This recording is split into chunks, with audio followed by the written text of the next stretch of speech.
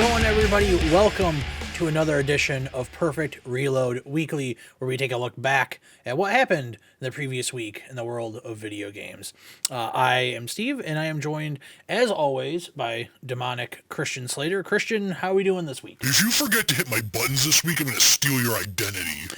Yeah, to be honest, man, that's my bad. I spaced out last week and forgot to activate you, buddy, but that won't happen this week because this week, starting this week, oh boy, big technological improvements around the studio, around the moon base, the Perfect Reload laboratories. We are now powered by artificial intelligence.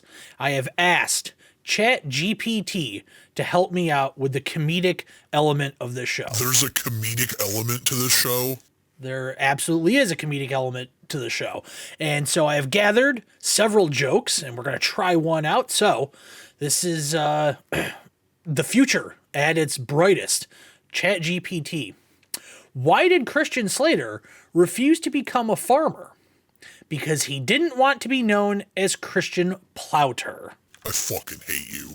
Yeah, don't blame me on that one, but I plan on screwing around with ChatGPT. It's very interesting. I had it toss me out a lot of Christian Slater related material, and all of it is like really bad. So I'm really curious what I can end up doing with it, but you know. Here we go. So yeah, we'll get started as we always do with what I've been playing. And actually this past week, I haven't been playing much. I have been just dead tired the past week, but not long after I finished filming last weekend, I finished Hogwarts Legacy, and I'm going to go over some thoughts about that today. I'm glad to have gotten through the game. I quite enjoyed it. So I'm probably going to talk about some spoilers. So if you want to skip that stuff, I don't blame you, just kind of scroll ahead until we get away from it. But other than that, here's your last spoiler warning. We'll get into it. Harry Potter dies at the end now. I am so glad you're done with this game. I don't know what makes me want to rip my own head off like those prototype RoboCops more. You yelling Revelio every 5 seconds, or 25 hours of British children making puzzled noises. There are a lot of British children making puzzled noises, although I suspect that we're in a 90210 situation and those were 45-year-old men and women making British child noises, but, it is what it is. I'm actually really glad with the way that Hogwarts Legacy wrapped up. I have no problems with the ending. The ending is always the tough part, right? Everything was great leading up to it. You really hope that it sticks the ending, and it's not, I don't know. It's interesting. I think that it's a fine ending. It doesn't land on a cliffhanger, so they don't necessarily have to pick up where they left off with what I assume is the sequel that they are going to be working on, considering how many copies this game has sold. So there's no cliffhanger. They do something really neat where, the end of the game is not necessarily the end of the game. Just because you finish the story, you're still not done with your school year, which is a really nice, narrative way to be like, hey, you could finish the story and then go back and finish your side quests and collectibles and all that stuff. There is like a true ending. I don't think I'm going to get to it. I am 4 levels underneath the level requirement to unlock it. And so I've been doing a bunch of side missions after the fact, trying to level up and spamming the combat arena to just kind of grind out levels. It is going so slow that I honestly just, as much as I love this game, I don't think I have it in me to just put another 5 or 6 hours into it, just grinding away. I think I'm just kind of done with it at this point, but I think it sticks the landing. I think that the biggest thing to kind of get around mentally with this game is that, the stakes aren't just that high in this game. There's this big goblin rebellion and, you're going against this goblin who now has wizard powers. And, obviously you're stopping this big bad evil goblin guy, and his minions and all that stuff. But it's not like this huge, I don't know, it doesn't really feel as big as the main Harry Potter story did. Of course, they had multiple books to build it up, along the way. But he doesn't quite feel, Ranrock, the big bad guy, he doesn't quite feel as threatening as a Voldemort does. Which is fine, because this is kind of just one of those things where it's this doesn't need to be some grand epic tale in the history of the world of Harry Potter. It's just, this is a thing that happened. And some people might not be okay with that. I was okay with it because the world, it shows you that the world goes on. And, I honestly think that with whatever sequel they're working on, I'm sure they're just going to have it be the same thing where it takes place at Hogwarts.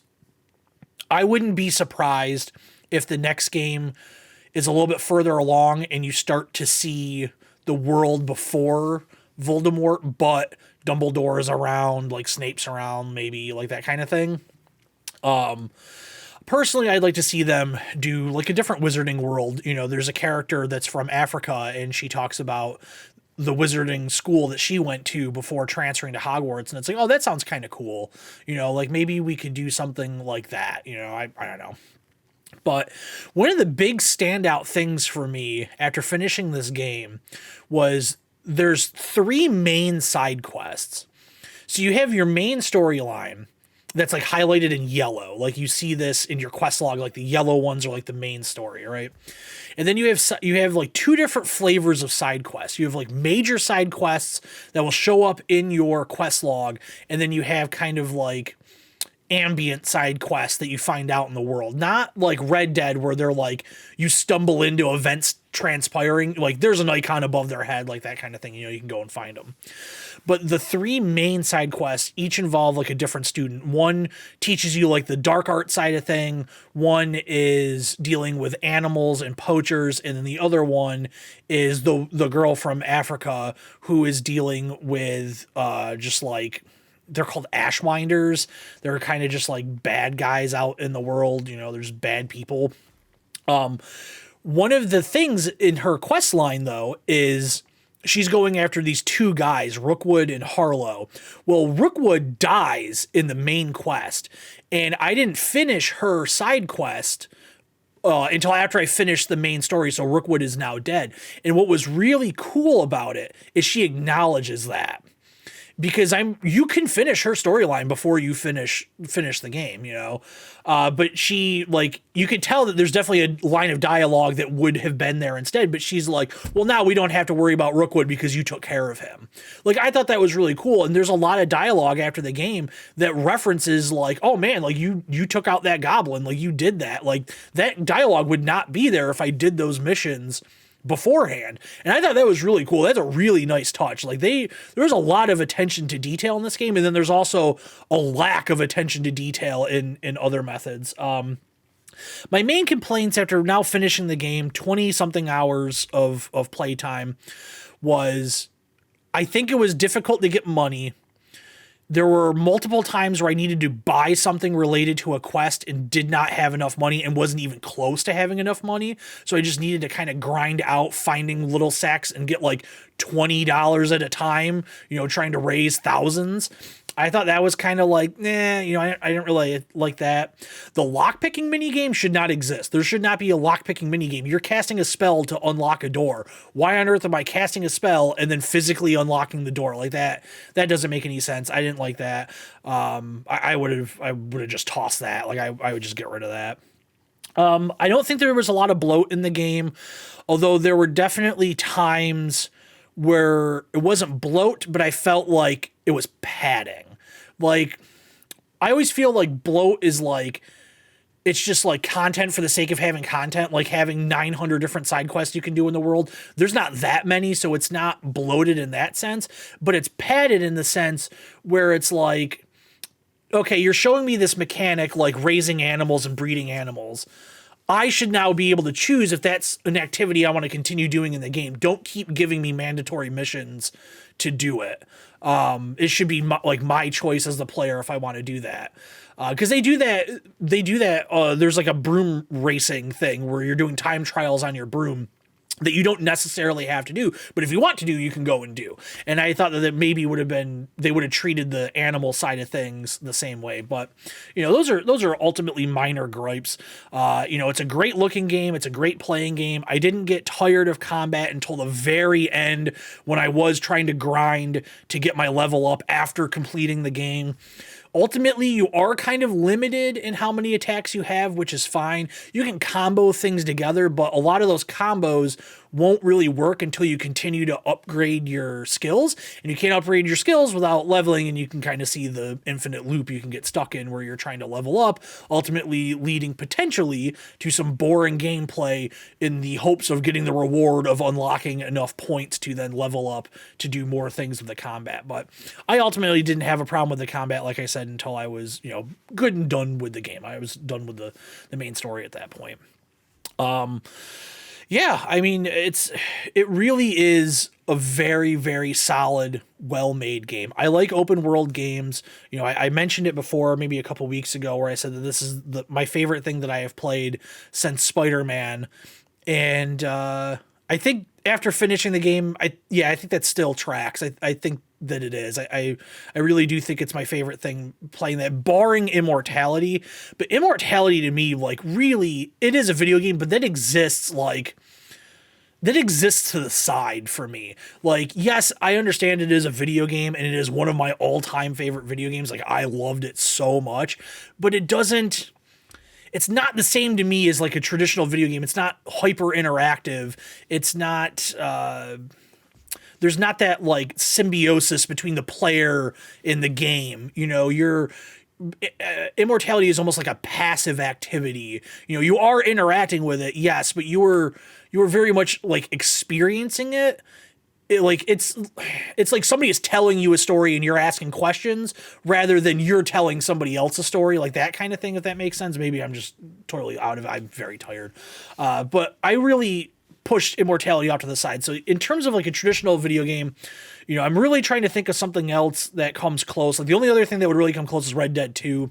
I really, really love Red Dead 2. But yeah, I think I probably like this more than Red Dead 2.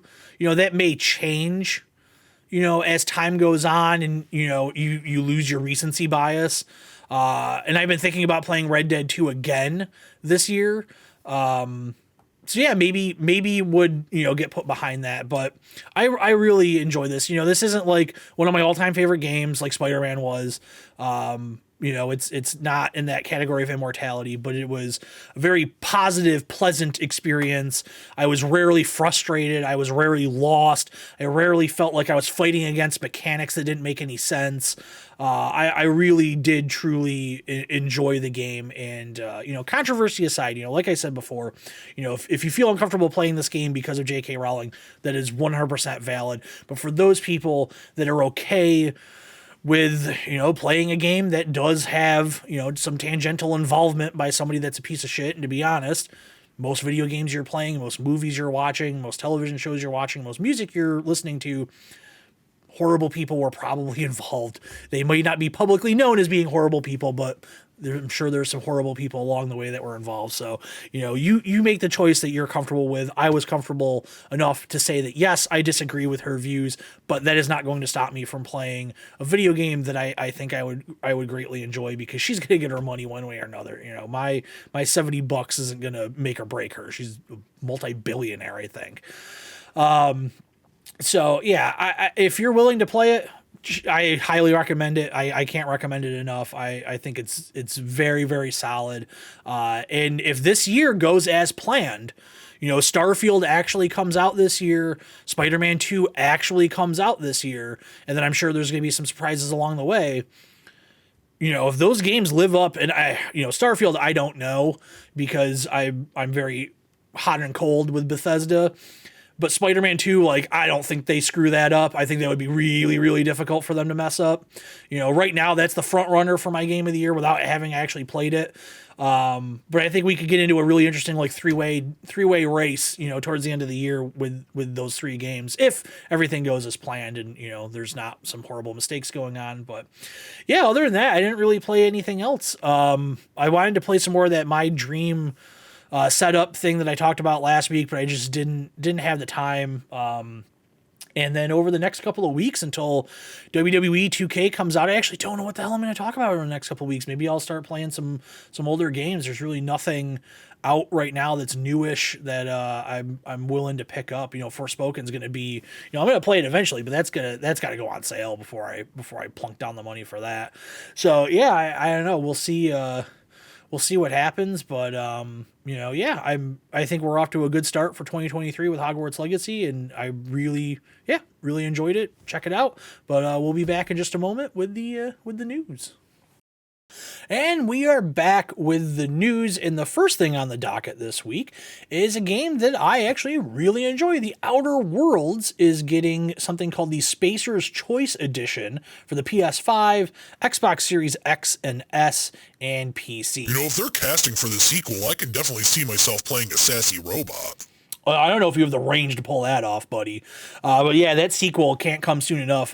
So I talked about previously being kind of hot and cold on Bethesda-style games, and Obsidian, who made Fallout New Vegas, which is in that Fallout Bethesda style, made in 2019, The Outer Worlds, and I wasn't quite sure if I was going to play it, but it was on Game Pass, it was free, and I played it, and I loved it. And I know a lot of people are like, oh, it was just lacking, it didn't really have enough for me, but for me, having that like streamlined experience where there wasn't a lot of fat on the bone with this, I was really excited about it. I really, really enjoyed The Outer Worlds, which has got me, to be honest, playing that game, that first-person RPG style, that's what got me comfortable to play Cyberpunk, because when Cyberpunk was first announced, I assumed it was going to be third-person like The Witcher was.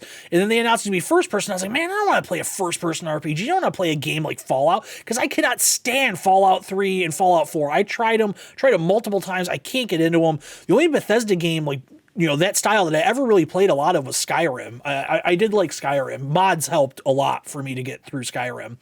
But there's something about the Outer Worlds that just kind of drew me in and really opened me up to play games of that style. So I'm really excited. So this Spacer's Choice Edition is going to be the base game with all of the 2 expansions that came out. It's be $50. If you already own it, you can upgrade it for $10. But the other benefit of this, aside from just giving you the 2 downloadable packs, higher resolution graphics, dynamic weather system, overhauled lighting and environments, improved performance and load times, enhanced details on characters, and an increased level cap. Now, that's awesome because that game did have some bugs, and I ran into some along the way. There was one bug at one point. If I remember right, I actually had to wait for the game to get patched in order to keep progressing with the story, if I remember right. So this isn't enough for me to get, I don't feel like paying $10 to get back into this, because I exhausted that game. I did almost every single side mission as far as I know. That's what it was. There was a side mission that was bugged. I couldn't finish it, and that was driving me nuts.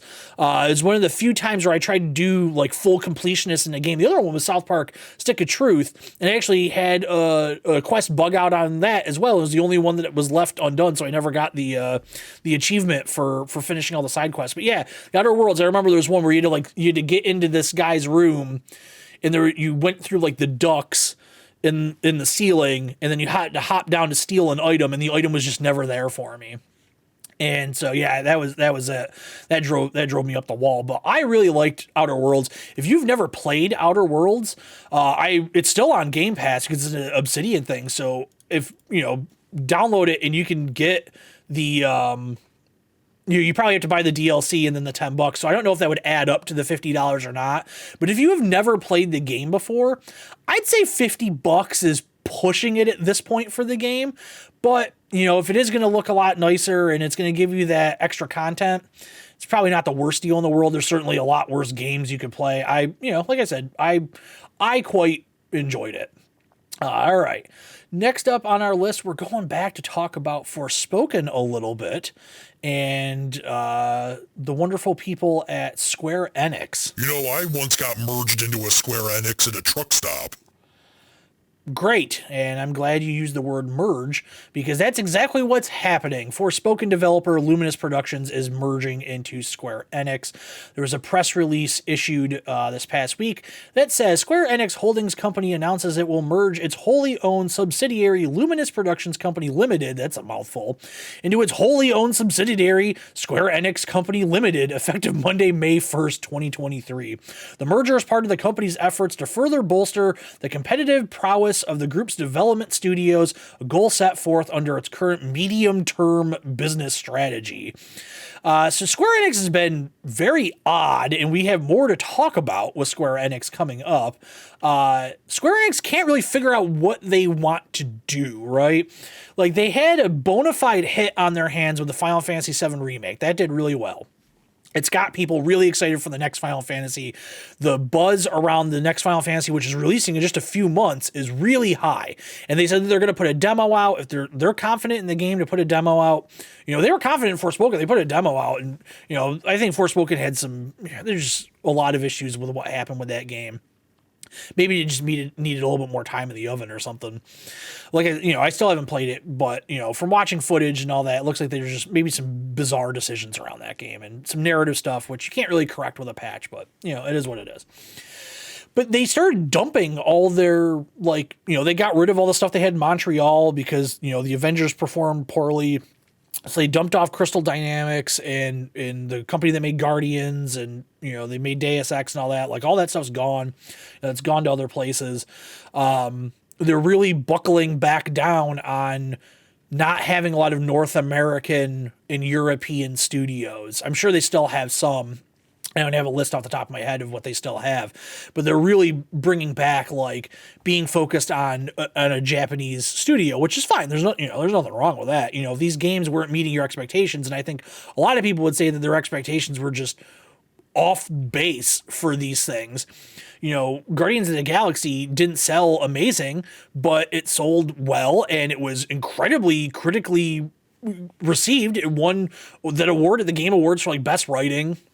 It was a great playing game. There's nothing wrong with that game, but it didn't hit some imaginary sales figure they had in their head because they were like, oh, well, it's Marvel, it'll do well. But the problem was people were stuck with a sour taste in their mouth for two reasons. One, people kind of in general are getting a little bit burned out on all the Marvel stuff. And two, that Avengers game, which came out before Guardians, was fucking awful.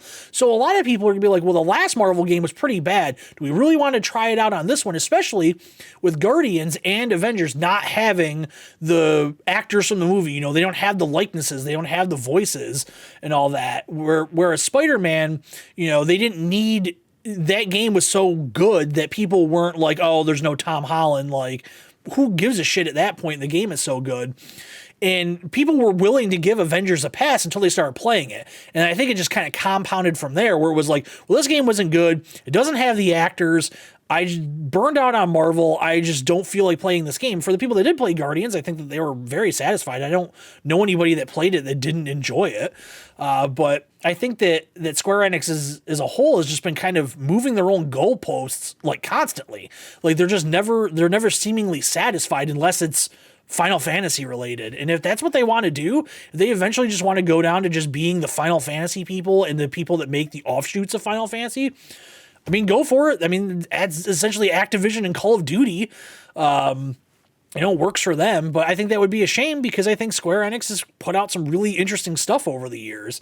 And then kind of the bigger thing, I guess, that's shaking things up, and this is probably tied to the performance of some of those games, is that they are replacing their president, Yosuke Matsuda.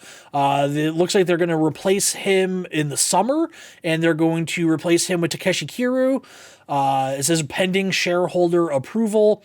Mitsuda was way into the blockchain stuff, and from what I read, he was super invested into Forspoken being a big thing. And with backlash on all the blockchain stuff and Forspoken not doing well, it's just, I think it just kind of didn't do well for him, especially because he was replacing Yoichi Wada, who, did really well for Square Enix. And Takeshi Kiru, he's only been at Square Enix for 2.5 years. He's currently the general manager of its corporate planning division. So I guess they figure, hey, let's give this newish guy a shot and see where he can take take place or take what places he can take them. So, we just saw that last week or the week before with Firaxis. They're doing a major shakeup over there. This isn't uncommon. This stuff happens a lot. But I think it's just with Square Enix, because they are such a high-profile studio, they have such a rich history, and they have also started to develop a history of swings and misses. It just kind of, again, compounds. It gets the ball rolling, and maybe they feel like, hey, we need to hit the brakes on this before we go into the ocean. Not that I think that that's where they were heading. It's not like they're like Konami or anything.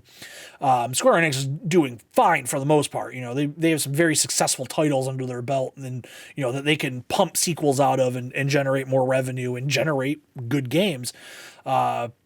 But they obviously felt like it was a needed, time for a change. It was needed, but, it is what it is. Next up on the list, Elden Ring's first expansion, Shadow of the Erdtree, has been announced. And I actually, before we get into the story, going back to the beginning, this is what we call a callback in the biz, I asked ChatGPT to write me some material about both Christian Slater and Elden Ring. So Christian, I sent you an email earlier today. If you don't mind, can you read that for us, please? Whoa, you're kind of putting me on the spot here, like Dance Monkey, am I right? But I like you, so why not? Why did Christian Slater refuse to play Elden Ring? Why? Because he heard it was too soul-crushing for his liking. Awesome. That tracks with the level of quality of the writing that ChatGPT has given me so far. So yeah, thanks for that, buddy. We need more interaction between the two of us. It's a give and take. It's a partnership that we've entered into ever since you've possessed my television. But yeah, Elden Ring's first expansion, Shadow of the Erdtree, has been announced. I didn't play Elden Ring. Elden Ring is not for me, but I think that people are absolutely pumped for this. There's no details provided. They just gave out a piece of art that it's got people excited about. I assume it'll come out this year. I don't see any reason why it probably wouldn't. If it wasn't coming out this year, I don't think they would have announced it at this point. I think that, it's a good possibility that it's going to come out. They, From Software is already working on their next game. They're not doing a Souls game. They're working on a next Armored Core, which I'm actually really curious about. I played Armored Core back in the day, and I haven't played a From Software game ever. Did I play like Kingsfield or something like that? I don't know if I've ever actually played any of their games. Those Souls type games are not for me, but I can also admit that they make an incredible video game that, people really enjoy From Software's output. So, if they're going to make a game that's in a genre that I am interested in, I have no reason not to check it out. But for Elden Ring, I know people that are still playing it that haven't finished it. They're just still absorbing that world. So it's not like people have stopped playing the game, even though it's been out. At this point, it's been out for a year. And especially, coming off the heels of it winning a lot of awards last year, it wasn't quite the consensus game of the year because God of War gave it a lot of competition. But I think for a lot of people, it was their game of the year. I would say more. I think I saw more media give it to Elden Ring than they gave it to God of War. So putting more content out, I'm not. Like I said, I don't play these games, so I don't keep up with it. I don't know what the DLC output of previous From Software stuff was. I know they have done stuff before. But if, even though they're already working on their next game, it's nice to see that they understand and recognize like, hey, there's still life in Elden Ring. There's been long-standing rumors that it's going to come to Game Pass. So would you be surprised, really, if it comes to Game Pass later this year? And then it's like, oh, yeah, by the way, there's also this DLC. So they get a new audience to download the game via Game Pass. And then they also have something to sell to them that's not the price of a full price game. If they get really into Elden Ring for free, they're probably more willing to plunk down the, somewhere between $15 and $30 for this expansion. It's not a bad idea. And then our last story of the week, one of my favorite studios, IO Interactive, who is essentially putting Hitman to bed for a while. The freelancer mode came out earlier this year, which I still really need to get into. I love the Hitman games, and I just haven't had time to play freelancer. I've actually just been watching all the Nextlander content with freelancer. They've been doing regular streams of it. So I'll jump into it at some point, but it's been known for a while that, hey, we did the Hitman trilogy. Hitman's going to go away for a little bit, not forever, but it's going to go away for a little bit. And we're going to work on this James Bond game. And they've been hiring for the James Bond game. IO is very upfront when it's hiring. You see that stuff all over Twitter, hey, we are hiring people for this game. They always are specifically this is the game we are hiring for. And they were we're hiring for the as of yet unnamed James Bond game. But then they started coming out with ads earlier this past week talking about Project Dragon, which is an online fantasy RPG, and people are kind of saying it looks a little Warcraft-ish based on the piece of art that was released. I don't know if I quite would say Warcraft.